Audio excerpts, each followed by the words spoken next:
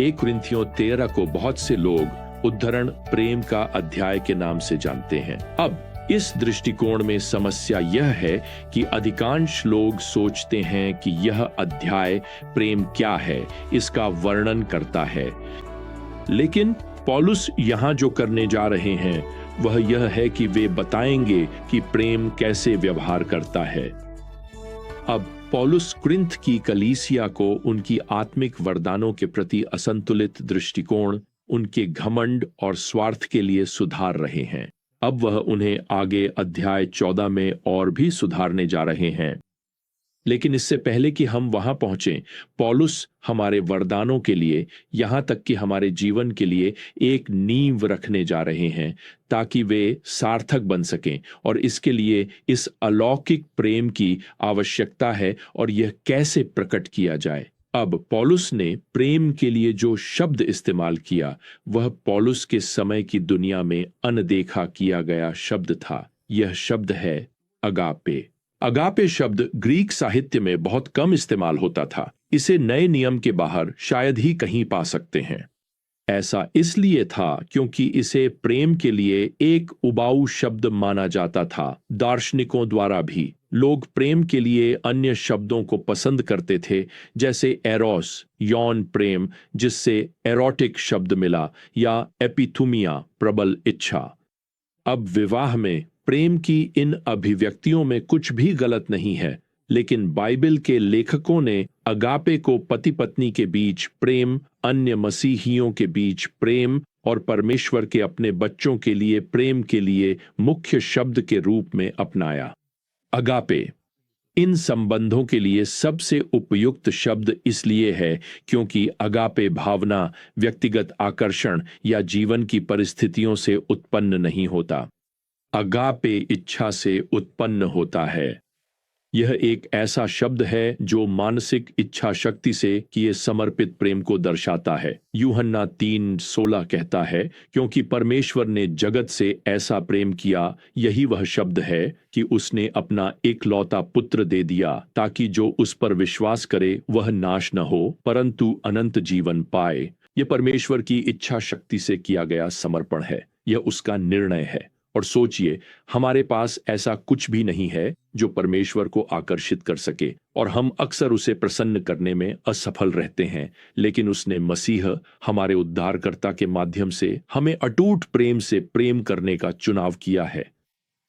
मैं अक्सर उन जोड़ों को जिनकी मैं शादी कराता हूं याद दिलाता हूं कि वे उस गलियारे से इसलिए नहीं चलते क्योंकि वे प्रेम में पड़ गए हैं, बल्कि इसलिए चलते हैं क्योंकि उन्होंने एक दूसरे से प्रेम करने का चुनाव किया है। यही अगापे प्रेम है। अब पौलुस इस अध्याय की शुरुआत प्रेम की प्रधानता के बारे में बात करते हुए करते हैं, और वे खुद को एक उदाहरण के रूप में प्रस्तुत करते हैं। वे यहाँ पहले पद में कहते हैं, यदि मैं मनुष्यों और स्वर्गदूतों की भाषाओं में बोलूं लेकिन प्रेम न हो तो मैं केवल बजता घड़ियाल या झनझनाता झांझ हूं। अब हम जल्द ही जानेंगे कि कुरिन्थियों ने भाषाओं के वरदान को श्रेष्ठ माना था। पौलुस कह रहे हैं कि यदि वे हर भाषा में, यहां तक कि स्वर्गदूतों की भाषा में भी बोल सकते, लेकिन दूसरों के लिए प्रेम न होता तो वे एक टकराते हुए झांझ की तरह ही सुनाई देते। आप जानते हैं, मैंने कभी भी सिम्फनी सुनने जाते समय यह उम्मीद नहीं की कि वहां झांझ का एकल सुनने को मिलेगा। क्या आपने कभी ऐसा किया है? मोजार्ट ने कभी झांझ के लिए कोई सिम्फनी नहीं लिखी। तो पौलुस लिखते हैं कि बिना प्रेम के बोलना झांझ के एकल जैसा होगा, कोई उसे सुनना नहीं चाहता। पद 2, पौलुस कहते हैं कि यदि उनके पास सभी वरदान होते जिनके पीछे कुरिन्थियों भाग रहे, जैसे भविष्यवाणी, ज्ञान, विश्वास, लेकिन प्रेम होता तो वे कुछ हासिल नहीं कर पाते। वास्तव में पद 3 यह संकेत करता है कि यदि वे शहीद भी हो जाते, यानी सबसे बड़ा बलिदान भी दे देते, तो भी वह प्रेम के बिना अर्थहीन होता। अब यहां पद 4 से 7 में पौलुस प्रेम के व्यवहार का वर्णन करना शुरू करते हैं। यहां वह प्रेम के बारे में बताने के लिए 15 क्रियाओं का उपयोग करेंगे कि प्रेम क्या करता है और क्या नहीं करता। और मैं आपको बता दूं, यही सच्चा प्रेम है जो व्यवहार में दिखता है। सबसे पहले यहां पद 4 में प्रेम को धैर्यवान और दयालु बताया गया है। धैर्यवान होने का अर्थ है क्रोध में धीमा होना, गलतियों को सहन करने के लिए तैयार रहना बिना बदला लिए। दयालुता से व्यवहार करने का अर्थ है दूसरों के प्रति कृपालु होना, भले ही वे लोग मिलनसार न हो या उनके साथ निभाना कठिन हो। किसी ने एक बार कहा था कि इस तरह का प्रेम किसी को घर जैसा महसूस कराता है, भले ही आप चाहें कि वे वहां न हो। अब नकारात्मक पक्ष पर पौलुस यहां पद 4 और 5 में लिखते हैं, प्रेम न तो ईर्ष्या करता है न घमंड करता है, यह अभिमानी या अशिष्ट नहीं होता, यह अपनी बात पर अड़ा नहीं रहता, यह चिड़चिड़ा या द्वेषी नहीं होता। तो मैं आपको बता दूं, ये बहुत सारी बातें हैं जो प्रेम नहीं करता। प्रेम करने वाले लोग घमंडी नहीं होते, वे अभिमानी नहीं होते। दूसरे शब्दों में उनकी पसंदीदा बात करने की विषय वस्तु वे खुद नहीं होते। पौलुस यहां लिखते हैं कि अगापे प्रेम अपनी बात पर अड़ा नहीं रहता, यानी यह दूसरों को प्राथमिकता देता है, यह निस्वार्थ होता है। एक लेखक ने लिखा, अगर आप स्वार्थ को ठीक कर दें तो आप जहां भी रहते हैं वहां फिर से अदन का बाग लगा देंगे। पौलुस जोड़ते हैं कि अगापे प्रेम छिड़छिड़ा नहीं होता, जिसे गुस्से में आना भी कहा जा सकता है। यह क्रिया आपा खोने या गुस्सा करने को दर्शाती है। अब कोई व्यक्ति यहां पौलुस से बहस कर सकता है और कह सकता है, देखिए, जब मैं अपना आपा खो देता हूं तो वह आम तौर पर कुछ ही सेकंड में खत्म हो जाता है। खैर, परमाणु बम भी ऐसा ही होता है। अगापे, पौलुस यहां जोड़ते हैं, कठोर या द्वेषपूर्ण नहीं होता। यह शब्द उस भाव को दर्शाता है जिसमें कोई व्यक्ति अपराधों की सूची या रिकॉर्ड नहीं रखता। देखिए, सच्चा प्रेम अपने साथ एक मानसिक रबर लेकर चलता है, और वह भी काफी बड़ा। आप गिनती करना बंद कर देते हैं। देखिए, अगापे आपको भूलना सिखाएगा। क्या हम खुश नहीं हैं कि परमेश्वर हमें इसी तरह प्रेम करता है? यिर्मयाह 41:34 में परमेश्वर अपने लोगों से कहते हैं, मैं तुम्हारे पाप को फिर कभी याद नहीं करूंगा। इसका अर्थ यह है कि परमेश्वर जैसे कि आपके और मेरे पापों को भूलने का चुनाव कर रहे हैं। अब पौलुस यहां आगे 6 पद में जोड़ते हैं कि अगापे बुराई में आनंद नहीं करता, बल्कि सत्य के साथ आनंदित होता है। अब टैबलॉइड्स ऑनलाइन समाचार स्रोतों पर एक नजर डालें तो आप पाएंगे कि दुनिया वास्तव में बुराई में ही आनंद लेती है। दुनिया किसी के किसी घोटाले में फंसने का इंतजार नहीं कर सकती ताकि वे उस खबर को फैला सकें।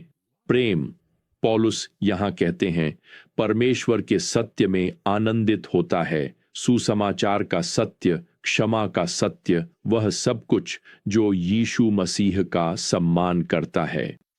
अब पौलुस 7वें पद में लिखते हैं, प्रेम सब कुछ सहता है, सब कुछ विश्वास करता है, सब कुछ आशा करता है, सब कुछ सहन करता है। अब जब पौलुस यहां कहते हैं कि प्रेम सब कुछ विश्वास करता है, तो इसका अर्थ यह नहीं है कि प्रेम भोला होता है।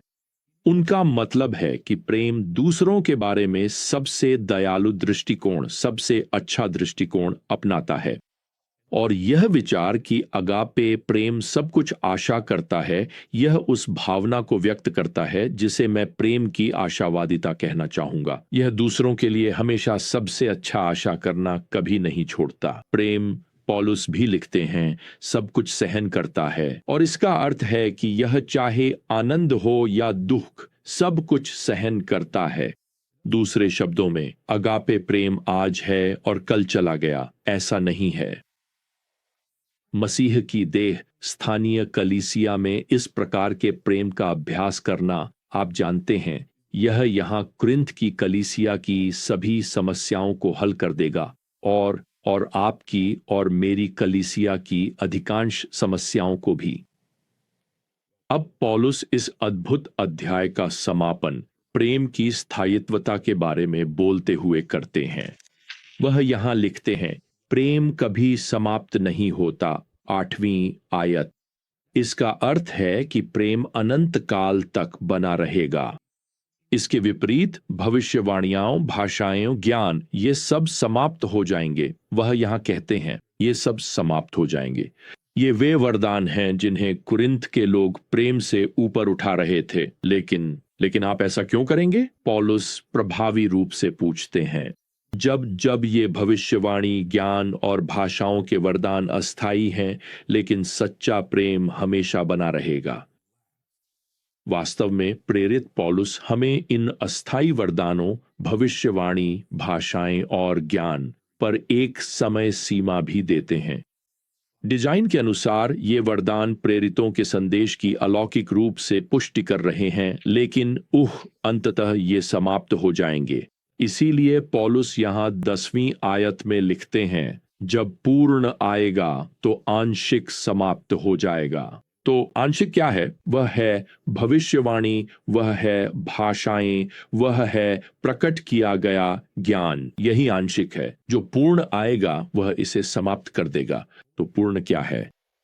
कई लोग मानते हैं कि यह मसीह की वापसी की ओर इशारा करता है। जब हम यीशु को देखेंगे, हमारे पूर्ण उद्धारकर्ता को।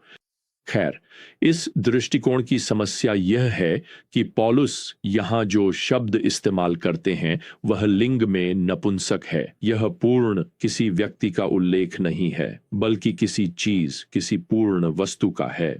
खैर, याकूब हमें एक संकेत देते हैं। वह पूर्ण शब्द का वही उपयोग करते हैं जब वे याकूब 1:25 में बाइबल का वर्णन करते हैं स्वतंत्रता की पूर्ण व्यवस्था के रूप में।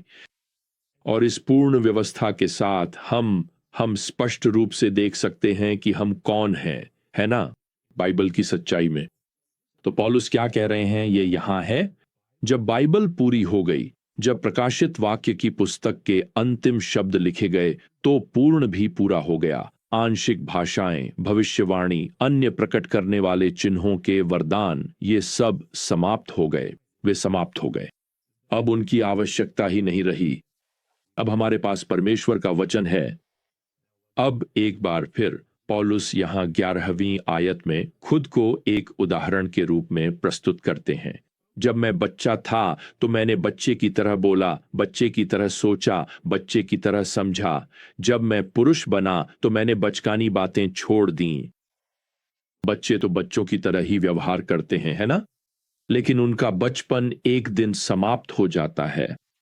पौलुस यहां यह संकेत दे रहे हैं कि कुरिन्थुस के लोग अभी भी बच्चों की तरह व्यवहार कर रहे हैं। वे बड़े नहीं हुए हैं।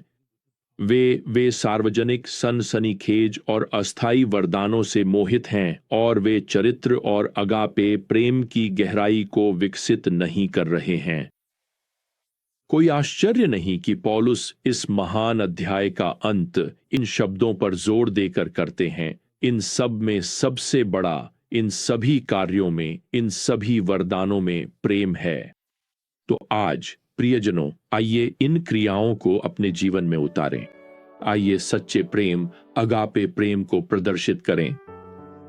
यह आपके दृष्टिकोण को बदल देगा। यह आपके संबंधों को बेहतर बनाएगा। यह आपके विवाह, परिवार, कलीसिया को भी बदल सकता है। यह आपके चारों ओर की दुनिया को भी परमेश्वर की महिमा के लिए बदल सकता है। तो अगली बार तक प्रभु यीशु मसीह का अनुग्रह, परमेश्वर का प्रेम और पवित्र आत्मा की संगति आप सभी के साथ रहे। आमीन।